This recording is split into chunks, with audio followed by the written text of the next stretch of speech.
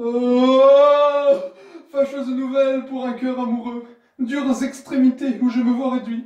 Tu viens, Sylvestre, d'apprendre au port que mon père revient, Oui, qu'il arrive ce matin même, ce matin même. et qu'il revient dans la résolution de me marier Oui, avec une fille du seigneur Géronte, du seigneur Géronte. et que cette fille est mandée de Tarente ici pour cela. Oui, Et tu tiens ces nouvelles de mon oncle, de votre oncle, à qui mon père les a mandées par une lettre. par une lettre, Et cet oncle, dis-tu, suit toutes nos affaires? toutes nos affaires. Ah, parle si tu veux, et ne te fais point de la sorte arracher les mots de la bouche. Que-je à parler davantage? Vous n'oubliez aucune circonstance, et vous dites les choses tout justement comme elles sont. Conseille-moi, du moins, et me dis ce que je dois faire dans ces cruelles conjonctures. Ma foi, je me trouve autant embarrassé que vous, et j'aurais bon besoin que l'on me conseillât moi-même. Je suis assassiné par ce maudit retour. Je ne le suis pas moi. Lorsque mon père apprendra les choses, je vais voir fondre sur moi un orage soudain d'impétueuses réprimandes. Les réprimandes ne sont rien, et plus au ciel que j'en fusse quitte à ce prix.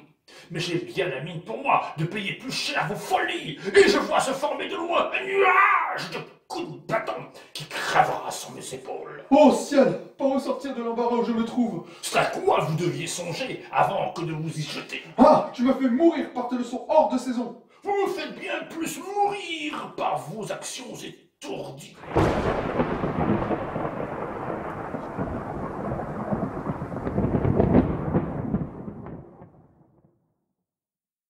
Que dois-je faire?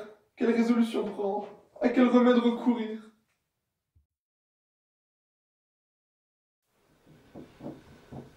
Qu'est-ce, Seigneur Octave?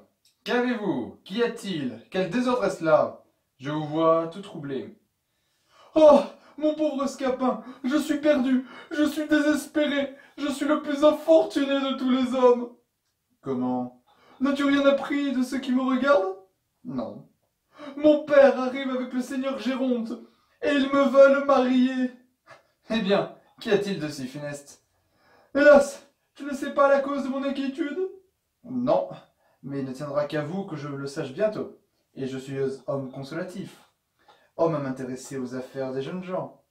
Oh, Scapin, si tu pouvais trouver quelques inventions, forger quelques machines pour me tirer de la peine où je suis, je croirais être redevable de plus que de la vie. À vous dire la vérité, il y a peu de choses qui me soient impossibles quand je m'en veux mêler. J'ai sans doute reçu du ciel un génie assez beau pour toutes les fabriques de ces gentillesses d'esprit, de ces galanteries ingénieuses à qui le vulgaire ignorant donne le nom de fourberie. Et je puis dire, sans vanité, qu'on n'a guère vu d'homme qui fût plus habile ouvrier de ressorts et d'intrigues, qui ait acquis plus de gloire que moi dans ce noble métier. Mais, ma foi, le mérite est trop maltraité aujourd'hui, et j'ai renoncé à toute chose depuis certains chagrins d'une affaire qui m'arriva. Comment? Quelle affaire, Scapin? Une aventure où je me brouillais avec la justice. La justice? Oui, nous eûmes un petit démêlé ensemble. Toi et la justice. Oui, elle en usa fort mal avec moi, et je me dépitai de telle sorte contre l'ingratitude du siècle que je résolus de ne plus rien faire. Bast! Ne laissez pas de me conter votre aventure. Tu sais, Scapin, qu'il y a 2 mois que le seigneur Géronte et mon père s'embarquèrent ensemble pour un voyage qui regarde certains commerces où leurs intérêts sont mêlés. Je sais cela. Et que Léandre et moi nous fûmes laissés par nos pères, moi sous la conduite de Sylvestre et Léandre sous ta direction. Oui, je me suis fort bien acquitté de ma charge. Quelque temps après, Léandre fit rencontre d'une jeune égyptienne dont il devient amoureux. Je sais cela encore. Comme nous sommes grands amis, il me fit aussitôt confidence de son amour et me mena voir cette fille, que je trouvais belle à la vérité, mais non pas tant qu'il voulait que je la trouvasse. Il ne m'entretenait que d'elle chaque jour, m'exagérait à tout moment de sa beauté et sa grâce, me louait son esprit et me parlait avec transport des charmes de son entretien, dont il me rapportait jusqu'aux moindres paroles qui s'efforçaient toujours de me faire trouver les plus spirituelles du monde. Il me querellait quelquefois de n'être pas assez sensible aux choses qu'il me venait de dire et me blâmait sans cesse de l'indifférence que j'étais pour les feux de l'amour. Je ne vois pas encore où ceci veut aller.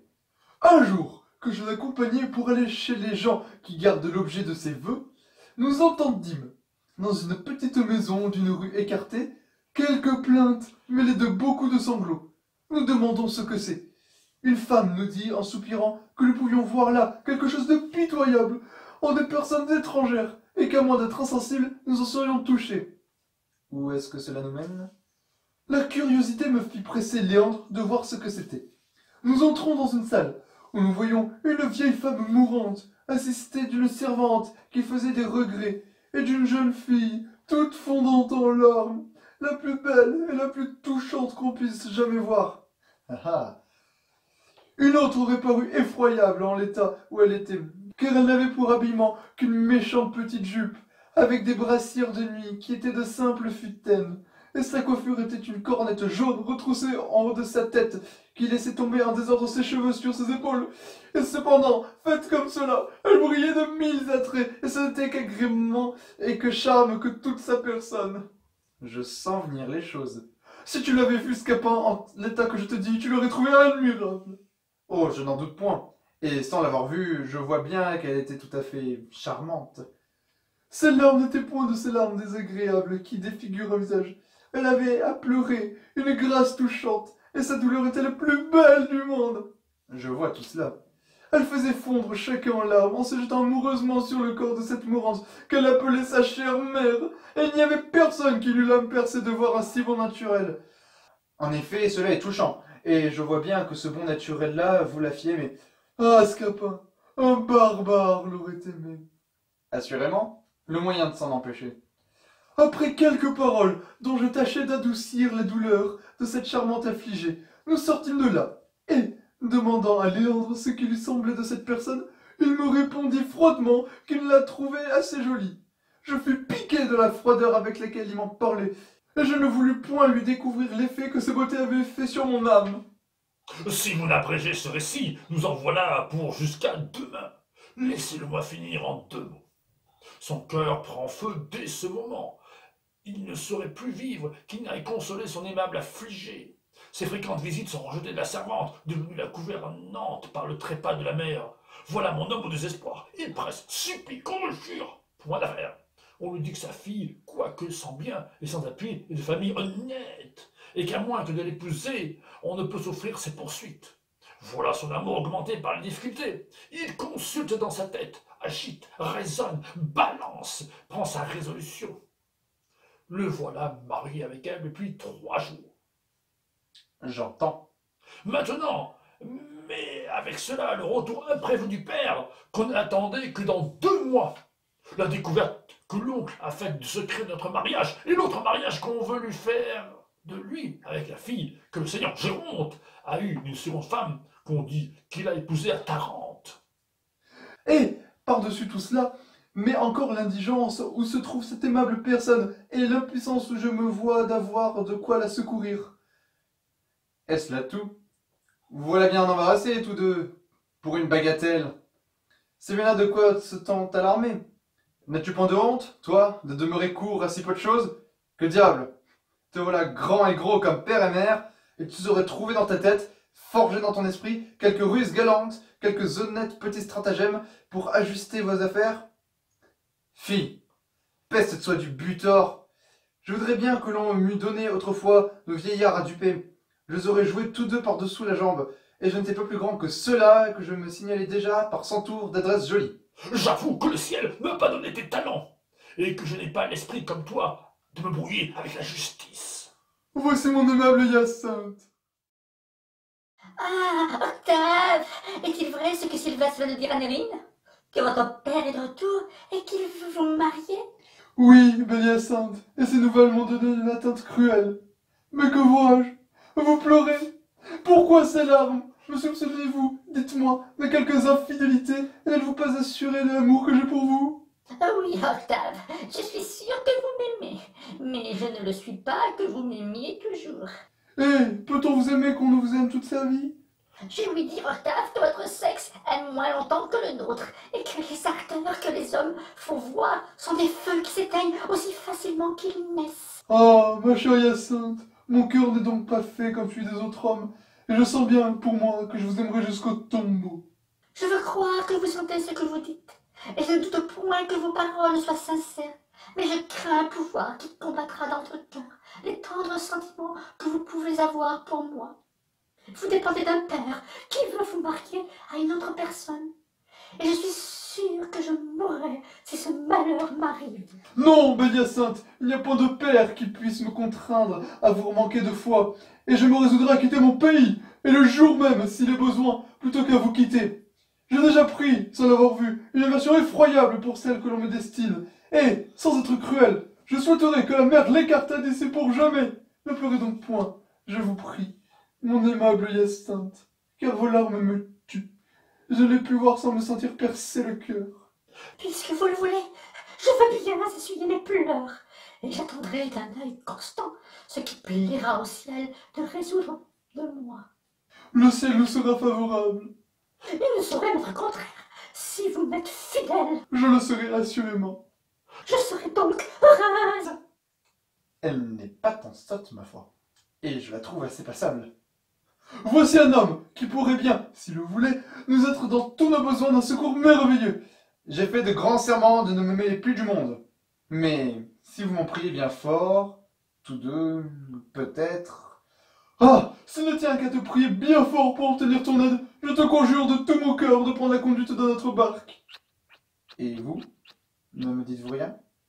Je vous conjure, à son exemple, par tout ce qui vous est le plus cher au monde, de vouloir servir notre amour. Il faut se laisser vaincre et avoir de l'humanité. Allez, je veux m'employer pour vous. Quoique... Chut! Allez-vous-en, vous, et soyez en repos. Et vous, préparez-vous à soutenir avec fermeté l'abord de votre père. Je t'avoue que cet abord me fait trembler par avance, et j'ai une timidité naturelle que je ne saurais vaincre. Ah, et il faut pourtant paraître ferme au premier choc, de peur que, sur votre faiblesse, il ne prend le pied de vous mener comme un enfant. Là, tâchez de vous composer par étude. Un peu d'ordinesse, et songez à répondre résolument sur tout ce qu'il pourra vous dire. Je ferai du mieux que je pourrai. Ça, essayons un peu pour vous accoutumer. Répétons un peu votre rôle, et voyons si vous ferez bien. Allons, la mine résolue, la tête haute, les regards assurés. Comme cela. Encore un peu davantage. Ainsi. Bon, imaginez-vous que je suis votre père qui arrive, et répondez-moi fermement, comme si c'était à lui-même. Comment, Pandare, vaurien, infâme, fils indigne d'un père comme moi, oses-tu bien paraître devant mes yeux après tes bons déportements, après le lâche tour que tu m'as joué pendant mon absence? Est-ce là le fruit de mes soins, Marot? Est-ce là le fruit de mes soins? Le respect qui m'est dû, le respect que tu me conserves? Allons donc. Tu as l'insolence fripon de t'engager sans le consentement de ton père, de contracter un mariage clandestin. Réponds-moi, coquin, réponds-moi. Voyons un peu tes belles raisons. Oh, que diable! Vous demeurez interdit. C'est que je m'imagine que c'est mon père que j'entends. Eh oui, et c'est par cette raison qu'il ne faut pas être comme un innocent. Je m'en vais prendre plusieurs résolutions et je répondrai fermement. Assurément. Assurément. Voilà votre père qui vient. Au ciel, je suis perdu. Oh là, Octave! Demeurez! Octave! Le voilà enfui. Quelle pauvre espèce d'homme. Ne laissons pas d'attendre le vieillard. Que lui dirais-je? Laisse-moi dire, moi, et ne fais que me suivre. A-t-on jamais ouï parler d'une action pareille à celle-là? Il a déjà appris à faire, et il lui tient si fort en tête que tout seul il en parle haut. Voilà une témérité bien grande. Écoutons-le un peu. Je voudrais savoir ce qu'ils me pourront dire sur ce beau mariage. Nous y avons songé. Tâcheront-ils de me nier la chose? Non, nous n'y pensons pas. Ou s'ils entreprendront de l'excuser? Celui-là se pourra faire. Prétendront-ils m'amuser par des contes en l'air? Peut-être. Tous leurs discours seront inutiles. Nous allons voir. Ils ne m'en donneront point à garder. Ne jurons de rien. Je saurai mettre mon pendard de fils en lieu de sûreté. Nous y pourvoirons. Et pour le coquin de Sylvestre, je le rouerai de coups. Ah, j'étais bien étonné, c'est même mon piqué. Voilà donc, sage gouverneur de famille, beau directeur de jeunes gens. Monsieur, je suis ravi de vous voir de retour. Bonjour, Scapin. Vous avez suivi mes ordres vraiment d'une belle manière, et mon fils s'est comporté fort sagement pendant mon absence. Vous vous portez bien, à ce que je vois. Assez bien. Tu me dis mot, coquin, tu me dis mot. Votre voyage a-t-il été bon? Mon Dieu, fort bien. Laissez-moi un peu quereller en repos. Vous voulez quereller? Oui, je veux quereller. Et qui, monsieur? Ce maraud-là. Pourquoi? Tu n'as pas ouï parler de ce qui s'est passé dans mon absence? J'ai bien, oui, parlé de quelques petites choses. Comment? Quelques petites choses. Une action de cette nature. Vous avez quelques raisons. Une hardiesse pareille à celle-là. Cela est vrai. Un fils qui se marie sans le consentement de son père. Oui, il y a quelque chose à dire à cela. Mais je serais d'avis que vous ne fissiez point de bruit. Je ne suis pas de cet avis, moi, et je veux faire du bruit, tout mon saoul. Quoi? Tu ne trouves pas que j'ai tous les sujets du monde d'être en colère? Si fait! J'ai d'abord été, moi, lorsque j'ai su la chose, et je me suis intéressé pour vous jusqu'à quereller votre fils. Demandez-lui un peu quelle belle réprimande je lui ai faite, et comme je l'ai chapitré sur le peu de respect qu'il gardait à un père dont il devait baiser les pas. On ne peut pas lui mieux parler quand ce serait vous-même. Mais quoi? Je me suis rendu à la raison, et j'ai considéré que, dans le fond, il n'a pas tant de tort qu'on pourrait croire. Que me viens-tu conter? Il n'a pas tant de tort de s'aller marier de but en blanc avec une inconnue. Que voulez-vous? Il y a été poussé par sa destinée. Voici une raison la plus belle du monde. On n'a plus qu'à commettre tous les crimes imaginables. À tromper, voler, assassiner, et dire pour excuse qu'on y a été poussé par sa destinée. Mon Dieu, vous prenez mes paroles trop en philosophe. Je veux dire qu'il s'est trouvé fatalement engagé dans cette affaire. Et pourquoi s'y engageait-il? Voulez-vous qu'il soit aussi sage que vous? Les jeunes gens sont jeunes et n'ont pas toute la prudence qu'il leur faudrait pour ne rien faire que de raisonnable. Témoin notre Léandre, qui, malgré toutes mes leçons, malgré toutes mes remontrances, est allé faire, de son côté, pire encore que votre fils. Je voudrais bien savoir si vous-même n'avez pas été jeune et n'avez pas, dans votre temps, fait des fredaines comme les autres. J'ai ouï dire, moi, que vous avez été autrefois un bon compagnon parmi les femmes, que vous faisiez de votre drôle avec les plus galantes de ces temps-là, et que vous n'en approchiez point que vous ne poussiez à bout. Cela est vrai, j'en demeure d'accord, mais je m'en suis toujours tenu à la galanterie, et je n'ai point été jusqu'à faire ce qu'il a fait. Que voulez-vous qu'il fît? Il voit une jeune personne qui lui veut du bien, car il vient de vous d'être aimé de toutes les femmes. Il la trouve charmante, il lui rend des visites, lui conte des douceurs, soupire galamment, fait le passionné. Elle se rend à sa poursuite, il pousse sa fortune. Le voilà surpris avec elle par ses parents qui, la force à la main, le contraignent de l'épouser. La biforme que voilà!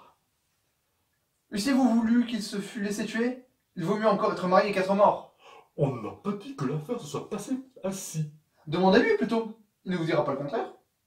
C'est par force qu'elle était mariée. Oui, monsieur. Voudrais-je vous mentir? Il devait donc aller tout aussitôt protester de violence chez un notaire. C'est ce qu'il n'a pas voulu faire. Cela m'aurait donné plus de facilité à rompre ce mariage. Rompre ce mariage? Ah oui, Vous ne le romprez point. je ne le romprai point. Non. Quoi? Je n'aurai pas pour moi les droits de père et la raison de la violence qu'on a faite à mon fils. C'est une chose dont il ne demeurera pas d'accord. Il n'en demeurera pas d'accord. Non. Mon fils? Votre fils? Voulez-vous qu'il confesse qu'il était capable de crainte et que ce soit par force qu'on lui ait fait faire les choses? Il n'a garde d'aller avouer cela, ce serait se faire tort et se montrer indigne d'un père comme vous.